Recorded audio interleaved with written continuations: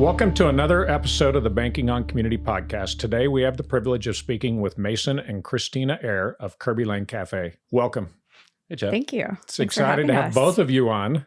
Yes. Co-conspirators in more ways than one. Married and running a family business together. That's right. That should be interesting to talk about today.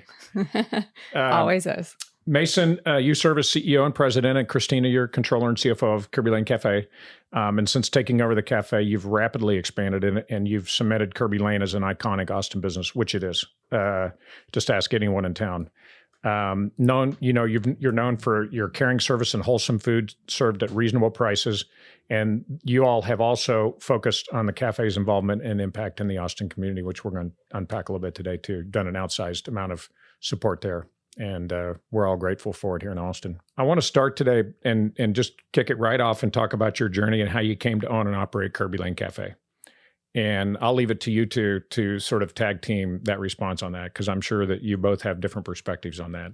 Well, I guess I should probably take the lead. It's a family business. My parents started Kerbey Lane 6 or 7 months before I was born. Wow. The original over, I guess, just west of here in central Austin. They started this little business in 1980 and decided to have a baby. Had they ever had restaurant experience? Yeah. So, this is actually kind of scandalous. They both were at Magnolia. What's now Magnolia. At the time, it was called Omeletry West. Okay. My mom was an owner there. My father was a line cook. And at some point, she stopped being an owner at Magnolia, and they decided to go and open up a competing business. Interesting. Yeah. So they started making food called the Kerbey Lane Cafe? That's right. Awesome. Yeah. And so... they have you come along. Yeah. And I've been in and around the restaurants my entire life. Yeah. I'm sure you've eaten plenty of queso. Plenty of queso, plenty of pancakes. Christina's like, oh my God, I've had more than enough. More than enough. Oh, yeah. And pancakes, but I love it. But they're fantastic. Yeah, they're good. I had someone ask me the other day, like, how many pancakes do you eat a week? And I was like, 2? And he's like, I thought it was either going to be 0 or a ton. And I was like, no, it's 2. I'd say it's about 2. There you go. But yeah, I mean, as to the question, I've been around the restaurant industry since I was a baby and had another career of my own that wasn't something that I was super passionate about. I'm a recovering attorney these days. Oh. And in 2010, I decided to join the family business, and a couple years later, was able to recruit Christina over to the family business as well. What did you do before you got recruited to come into the family business, Christina? I started my career in accounting at Whole Foods. Oh, you did? And then when Mason and I met, well, I was still at Whole Foods. Yeah. I moved over for a brief stint at Silicon Labs. I was their accounting manager. And I think Mason's mom took an immediate liking to me because she had been doing all the finance and accounting for about 30 years at that point.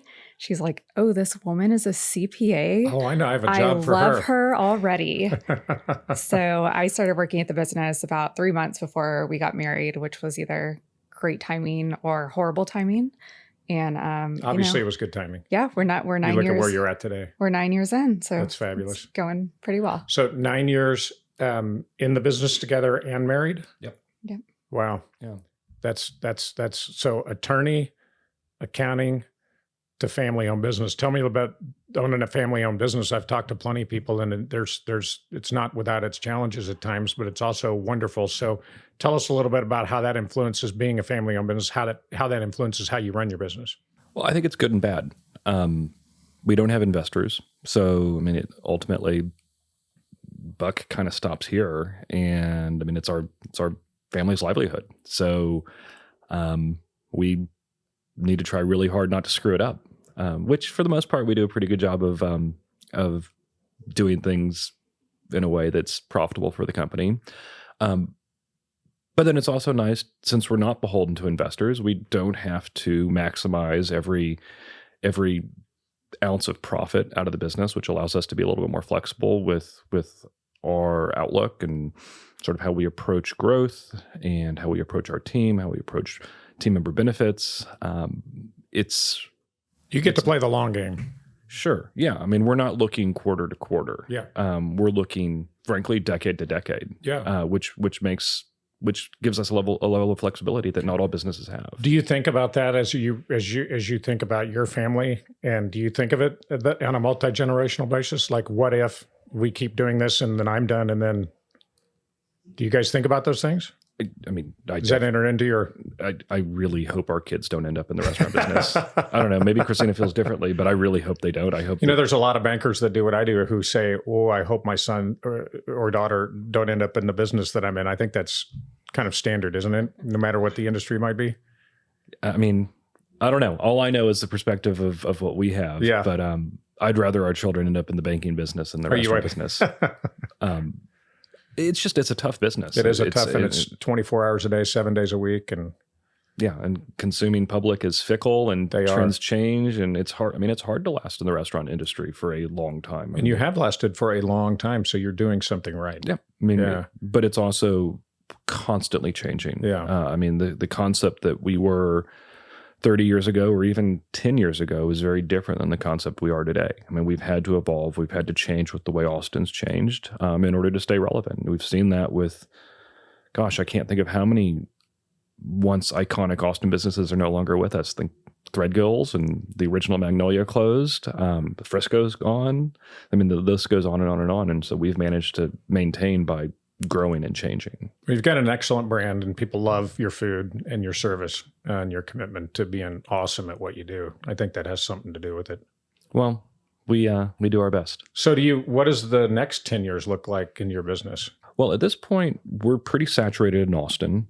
And there's areas of opportunity in sort of more suburban. I don't think we'll open any more restaurants in Austin proper. Mm-hmm. I mean, I don't want to say never, but it's less likely that will happen.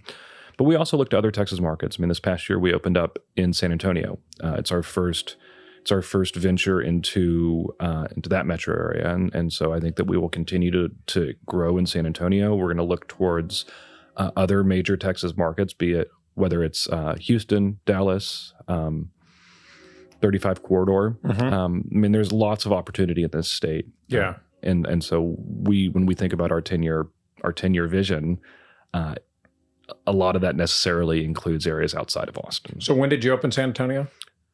About a year ago, I guess a little over a year ago. Yeah. Last going August. Okay? Yeah, it's going well. Great. Yeah. That's awesome. I mean, we want to have more of a presence in that market. It's a big market. It's a big market.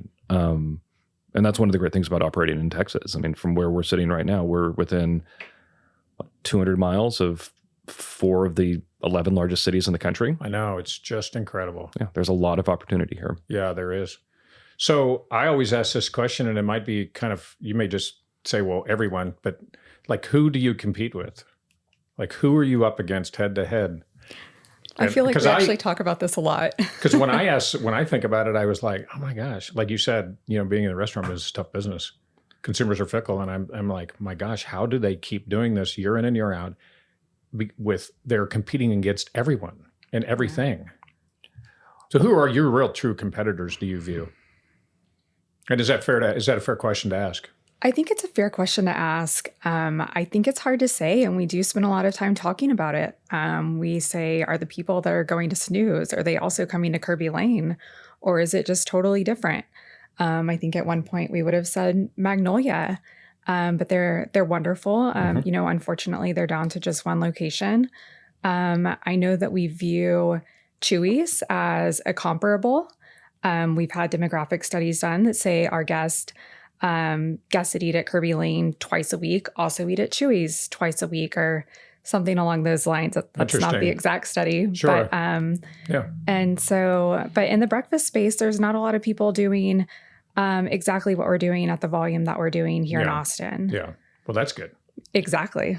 When people are making their dining decisions, I don't think there's very many people that are going to go out to dinner on a Thursday night and say, okay, well, we should go to Jeffrey's or we should go to Kerbey Lane. Yeah.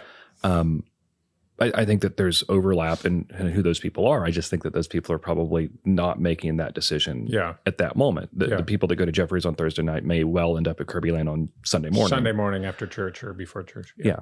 And so mean, at the end of the day, we pride ourselves on the fact that we have a really reasonable price point. During the last couple of years where inflation's been what it's been, we've been very, very cautious about raising prices. And so, I mean, I think even today, our per person average is something like $12, $13. I mean, so you can get in and get out at Kerbey with a family of 4 for $50, $60. Which you can't do Anywhere. very many places. Yeah. And I would say the word anywhere is right. I mean, Chuy's is a good example. We actually go, as a family, we go to Chuy's because you can get a good meal for a reasonable value. Right. And I think Torchy's is another comparable price point. Granted, that's not full service, but in terms of places you can go in Austin, Texas, where you can get full service and local. Yeah, and local. I think that has an appeal too. Sure. And that's actually something that with brand awareness, I mean, we've had to do we've had to redouble efforts to help our clientele understand we are a local family-owned business. We're not some chain that just happens to be here. Yeah. Because there's so many people that are new to Austin that don't know the don't know the story. Yeah. Yeah. So we've really had to educate our guests on, we're not some big corporate chain out of, gosh knows where. I mean, we're a local place that's been here. We've been doing it the right way for a long time. Yeah. Well, again, congratulations to you on all your success. I'm going to shift gears a little bit because I know how passionate you guys are at running and owning Kerbey Lane, but you're also pretty passionate about getting involved in the Austin community and giving back. And, your guys are, partnered with the United Way for Greater Austin. Tell us a little bit about how you view it and tell our listeners how you view about getting involved in the community. And how does that drive? How do you see the future of community partnerships evolving, and what opportunities do you see for you to plug in and for the rest of us in this community to plug in? I'll start. For both Christina and myself, we're both native Austinites. We've spent most of our lives here. We've seen Austin grow and change. And at the end of the day, our business doesn't exist but for the Austin community. That's why we're here. And it's been, we don't explicitly talk about it, but I think it's sort of been an unwritten rule in our family and in our business that we need to maintain strong ties to the Austin community, whether that's through United Way. I sit on the board of Austin Habitat. We're involved together. I'm on the finance committee and you're on the board. Indeed, and we get to sit through meetings together sometimes. Yeah, we sit through finance committee meetings, which are the most fun meetings. They are the most fun time of my month. Yeah. Actually, I say that somewhat tongue in cheek. I really do enjoy. I do too, because it's amazing for a finance committee, the level of detail that they get into, that they help the board with when they're going through all of this information. It gets filtered several times through that group before it gets to the board. But anyway, so yeah, definitely. I know that you're super involved there. Christina sits on the board of Umlauf. Nice. Which also is on the finance committee. Nice. Imagine that. It's the best way to understand a nonprofit organization. I truly believe that if you want to understand how a nonprofit works, sit on the finance committee. Yeah, I would agree with that. But you see everything. You do. And you get to see how it's all made. Yeah. But yeah, just in terms of community involvement, I think it's important in terms of giving back, but also staying relevant. We try to get our brand out there through volunteering on boards and being involved in community events. We're going to be sponsoring the Capital 10,000 race. Oh, you are? We are. Is that the first time? Second time. Second time. Yeah, but it's something that we started doing last year, and it's something that I think we will continue to do. We have a presence at the Austin FC games. We actually have a queso stand at Q2 Stadium, which has been a really good way to get our brand out there. And I assume it does well because that place is rocking. Yeah. It does great. People love it. And our team members love staffing it. I bet. And we have 2 tickets to the game. So the team members are going to the games too. Yeah. Perfect. Yeah, it's been a lot of fun. So it's imperative as a small business that you get involved. Yeah, not just from a giving back perspective, but from a brand awareness perspective. I liked your word earlier when you say relevancy too. If you want to stay relevant, get involved in the community. Well, I don't know what the average lifespan of a restaurant is in Austin, Texas, but I don't think it's 43 years now. Right. And it's through that community involvement. And that predates us. I was going to say that's something that's a carryover probably from prior to when you getting there. So it's core for your business that as a local iconic business that's locally owned, we need to get back and we need to get involved. And it's something that we've always done. Yeah. I have memories of when I was a kid and my mom doing events for March of Dimes or Blue Santa. I mean, there's any number of things that I have memories of from my childhood where it's like we've always done it, and I think we always will do it. That's awesome. Yeah. Yeah, we see you out there, and it's exciting to see. And again, not to overdo the queso thing, but everybody loves your queso, right? Oh, it's good stuff. Who can you buy your queso now? So that's a complicated. Isn't that a long? You can't really. That's a long answer, isn't it? The short answer is Come you used into to a be able restaurant. to, but we discontinued it in the stores just because it didn't make a lot of sense for us to do. So just come to the restaurant if you want the queso. That's the way to do it. Yeah. Order carry out or just come sit in. Yeah, I got it. exactly. Okay. I'm done with the queso references.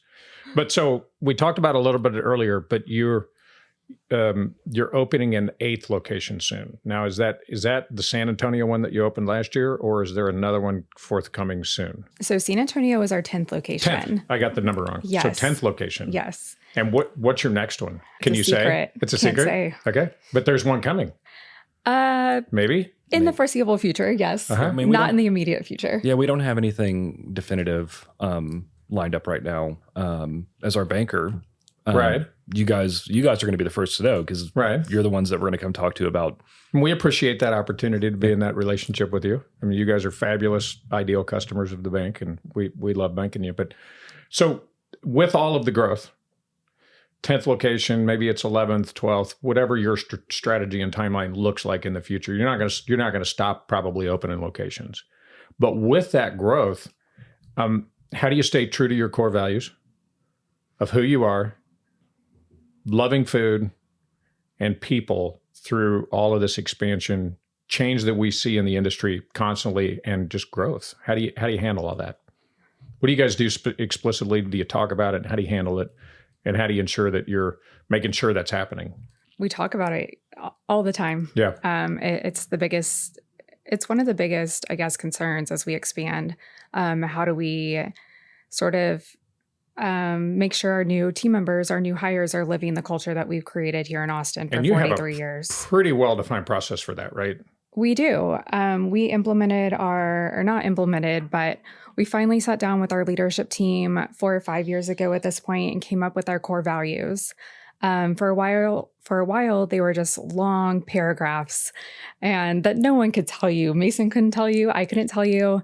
And we narrowed it down. And our core values are the 3 C's: care for our food, care for our guest, care for each other. Hopefully, if you walk into any of our locations, the majority of our team members in that location could tell you that. And we try to live those every day. So I think as we expand, just being sure that that we hire people and bring on people that are in line with those values. And that's become easier recently. I mean, hiring and staffing had been such a challenge from pandemic onwards. And so it's been easier to hire and retain people who believe and live by those values. And it really, I mean, when we talk about our core values, I mean, they really do mean something to us. When we say care for each other, we've defined what that means and what that looks like. And I've heard from a lot of entrepreneurs that if you can accomplish that and get that embedded in your organization, it just allows you to focus on other things. You know you got that table set. Yeah. You've probably got a really rock solid foundation. Well, we do our best. Yeah. Well, so I have to bring it up. And I know we got a lot to talk about, but I would love to know what it was like for you when the pandemic hit and your supply chain. And you mentioned that hiring is better now. Is the supply chain still disrupted for you? Is it better? Was it awful to start off with? How did that work for you? Because a lot of people I talked to, it just was an initial shock across about just everything was splintered and it was just a free for all. How did it work for you? Well, I mean, there was a period of time where the supply chain was irrelevant because we didn't have any guests. Got it. I mean, you were not able to buy food. You didn't need to buy food. Yeah, I mean, because there wasn't any revenue. Yeah. And so, I mean, there was a period of time in 2020 where it was, I mean, we had to lay off a huge portion of our workforce, which is not something we wanted to do, but I mean, it was necessary to do in order to stay in business because our revenue was cut by 95% overnight. Yeah. I mean, brutal. To-go orders. To go through. Yeah, to-go orders weren't going to cut it. That's right. That doesn't pay the rent. And so, I mean, the first challenge we had to overcome was getting the restaurants back open. And that didn't happen immediately. I mean, that was a months-long process of being able to even open up the dining rooms again. Yeah. Once the dining rooms did get open again, to your point, supply chain was completely disrupted. And so we had to make decisions about changing vendors and changing suppliers, and all while trying to maintain this core value of care for our food. And so, I mean, if we're going to pick a poultry provider, we aren't going to pick a poultry supplier who doesn't care about animal welfare or there's a lot more considerations than just finding somebody with a good contract that can deliver it on time. I mean, the lowest price is almost never the driving factor on who we select. I mean, we don't want to have, we aren't going to sell meats that have all kinds of hormones and antibiotics in them. That's just not something that we're going to do. And so we really had to pivot during the pandemic and afterwards to find new suppliers in many instances. We have other suppliers that we've been with and that have stayed with us. But the supply chain is still not what it was pre-pandemic. I mean, within the last month, we had to switch one of our major suppliers. Really? Because the product that we were getting just wasn't of the quality that we needed it to be. I will say that we've been fortunate. Our people have been really good about negotiating contract pricing. And so as commodity markets have moved up and down, we've had contracts locked in to where we've had a little bit more stability, which in turn has allowed us to be it's very helpful. Well, and we haven't had to raise prices as a result of that. Yeah. So I would say that it's better. It's better. It's not perfect. You got to manage it a lot more now. Yeah. Sounds like. Yeah. And you have a team of people that are fortunately there to help you with it. They're really good at it. I mean, how many employees do you have company-wide? Is that something that you talk about? Oh, sure. Yeah. We talk about our team member count and turnover. We have just under 700 team members right now. That's amazing. And our turnover for the first time, I think since pre-COVID levels, just fell below 100%, which sounds wild. But for a restaurant, that is a wonderful place to be. Statistic. So, so we're fully staffed. People are staying. That's great. That's a good spot to be in. Yeah. Well, so delivering happiness to your customers, I know is important to you. How do you do it? Like when you sit back, do you say, okay, I'm going to deliver happiness and I'm going to do it all the time and here's how we're going to do it. Do you guys talk about that? Like for the rest of us that would love to know I'm sure every person listening today would love to know how to deliver happiness to every one of their customers. How do you guys do it? Like what certain things do you do? Is there a process? What's the secret sauce? Don't give it away if you don't want to. I get it. But I know I'd love to know. I'd love to make my customers happy every day. Sure. We all strive for that. I would say it starts with, so in addition to core values, we also have a core purpose. And we thought so long and so hard about what this is, because it could be to serve the most delicious pancakes in town, to serve the cheesiest queso in town. Is that going to make everyone happy? No, maybe 98% of people. So we came up with our core purpose of to be a place where everyone feels welcome. And that just solidly landed with our leadership team. Most of the people in the stores embraced it. And that's what we teach now going forward is how can you make this person that walks in, no matter who they are, if it's a guest, if it's another team member, if it's a vendor, how can you make them feel welcome when they come into our restaurants? Yeah, I mean, and I think it starts with team members. Having team members that are happy ultimately translates to happy guests. Another great entrepreneurial leadership point right there for everybody to pick up on that you just dropped. It's important. No, I mean, it is. They're the people that your customers see. Yeah. I mean, if they're unhappy, that's it.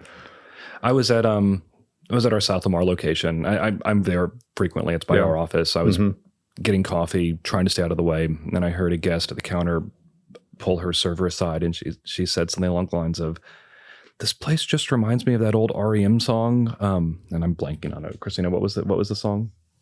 Shiny, happy people. Shiny, happy people. She's like, everybody here seems so happy. And I'm like, I'm listening to this, and I'm like, you know what? It does seem like everybody's happy because you see people behind the counter dancing and having fun and enjoying their jobs, and the fact that we have a team that enjoys their jobs for the most part, I think that translates directly to our guests enjoying their experience, which in turn translates to a stronger bottom line. So listeners, make sure your people are happy, and every one of you should aspire to your level of happiness, commitment to your customers. And it can be done because it's being done. You're doing it. We try. Yeah, congrats. Thanks. I know you are. Everybody in town knows that.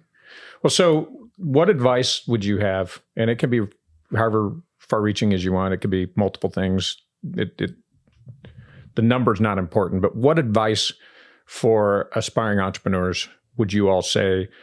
Would you want to leave for our listeners to hear about from y'all, from your perspective, and how and also how to make a positive impact on the community that you live in and that you work in and that you serve? For me, I mean, I think about this a lot. When I made the decision to go into the family business, I thought about, with the job experiences I'd had to date and the work environments I'd been in, I thought a lot about, well, what is it that I liked about those jobs, and what is it that I didn't like about those jobs? And I've tried to take the positives and build on those, and the negatives and eliminate those. And so, I mean, I've had situations where I had a boss that viewed me as total commodity, 100% replaceable. If I wasn't cutting it and working 80 hours a week, then they'd be easy to find another law school grad who they could. That's how they made you feel. Yeah. I mean, that's how it felt. Yeah. And I didn't want that in the environment that I would end up running. And so we go out of our way to know our people, know a little bit about them and their families and what they're up to, what their likes are, what their interests are, and actually showing that, when we say care for each other, we really mean care for each other. So I think taking those past experiences and applying them in a way that's going to be effective for whatever business that you're starting, I think has been meaningful for us. And I think it would be for any entrepreneur out there who's thinking about going out on their own. Christina? Yeah, I tend to agree with that. Just create the environment that you want to show up in every day and that you think will attract people that will carry on your values. So hire smartly, hire for cultural fit, people that fit in, people that believe in what you're doing, or don't hire them. Is that what I'm hearing? I mean, we've had to make, or don't keep them when you find out. Yeah. I mean, that's something where it's like, hire slow and fire fast. I've heard that phrase so much. Yeah. I mean, maybe I have heard that. Maybe I've heard that from you. Oh. But yeah, I mean, we've had to get rid of high level people because the cultural fit wasn't there. It doesn't matter what the performance is. It doesn't matter what the output is when the cultural fit isn't there. You got nothing. That's it. Yeah. Yeah. And you would know firsthand how quickly that gets away from you being in the business that you're in with so many locations and so many people. Yeah. It was contagious. It very quickly, just like they recognize there's shiny, happy people. They very quickly will see somebody that's fallen off the wagon and isn't pulling their weight and isn't happy. And they see that so quickly in your industry. Yeah. Well, that's great. Sounds like you got a lot of really great managers you've hired too. We've got really, really good people. Yeah. I mean, I'd love to sit here and say, yeah, Christina and I are the engine that drives this business, and it's not. It's our leadership team. It's our management team. I mean, those are the people that make this all happen. So hire good people too. Yeah. Get out of their way. And I would say for each of our managing partners, we just get anecdotes that come to us all the time throughout the community, throughout people that know about our positions in Kerbey, about how wonderful each and every one of them are, and just experiences that people have in our stores. And that's the best feedback we can get. Like, hey, I was at Westlake the other day, and this server, she was so wonderful, and just seeing her was a great way to start my day. And we love it when we hear that. That's really great. Well, congratulations to you guys on all your sustained success. Thank you. Thanks, Chef. I think we've known each other now for years. Yeah. I know you're very close with one of our board members, Clint Greenleaf. Oh, I wouldn't go so far as to say close. Clint, I don't want to be associated with Clint too much. Gotcha. But I've always just been amazed at how you all have been able to pull this off and to continue to thrive and survive in spite of everything that gets thrown at you. And your stick-to-itiveness has been pretty awesome. And then just your brand is awesome. Like, people in this town need to, if you haven't been to Kerbey Lane, you need to go start being a Kerbey Lane fan, because they have the best food, and you do feel welcome when you're in there. And people take really good care of your customers. I've experienced it over and over and over again. Yeah. Well, So that's thank good to hear. you. Thank You you. guys need to keep doing what you're doing. That's what you need to do also, is just make sure you keep doing what you're doing and bringing that to other people that are not in Austin, Texas. Well, that's kind of the plan. That's the dream. Yeah.